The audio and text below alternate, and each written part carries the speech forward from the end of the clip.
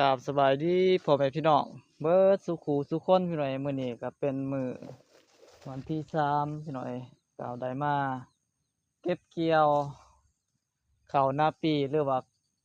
ข้าวงั่นพี่หน่อยนี่แหละอันนี้จะเป็นข้าวหอมมะลิทำสมัยยังหาให้พี่หน่อย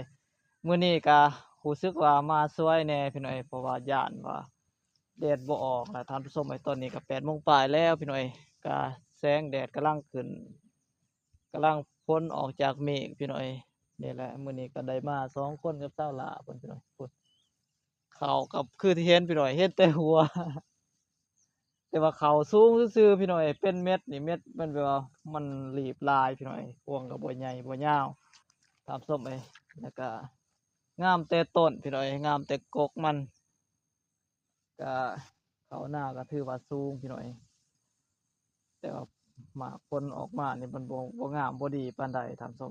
รีบหลายตามส้มเพราะว่ามดแมงมันจับมันตอมหลายพี่น้อยฉีดยาเท่าใดก็บ่หนีบ่ตายนั่นแหละตามส้มมื้อนี้ก็มา2 คนแล้วก็ยังอีก5ให้พี่น้อยบ่ฮู้ว่ามื้อใดสิแล้วพี่น้อยเพราะว่าหลายมื้อแล้วพี่น้อยเฮาสิว่าสิมาเก็บมาเกี่ยวน่ะตามส้มเพราะว่าฝนตกติดต่อกันตลอดท่านผู้ชมก็เลยบ่ได้เก็บบ่ได้เกี่ยวท่านผู้ชมก็เลยได้ยืดเยื้อ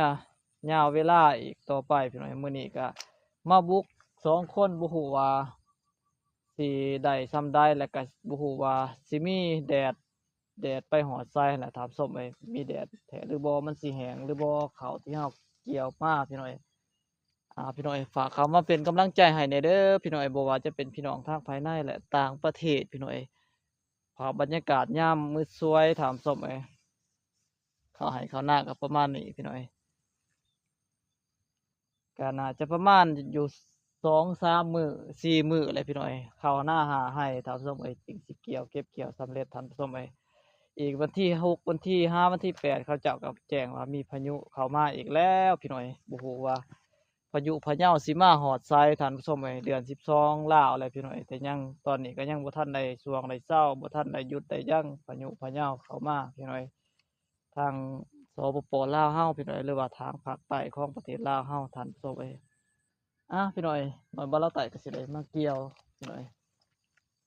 พี่ได้ห่วงข้าวห่วงน้ำก็บ่ใหญ่บ่ยาวพี่น้อยพี่รีบหลายเนาะข้าวหน้าเฮาสูงซื่อๆพี่น้อยงามแต่กกพี่น้อยแต่ว่าบัดห่วงมันบ่ใหญ่บ่ยาวบ่รีบมันหลายกว่าท่านผู้ชม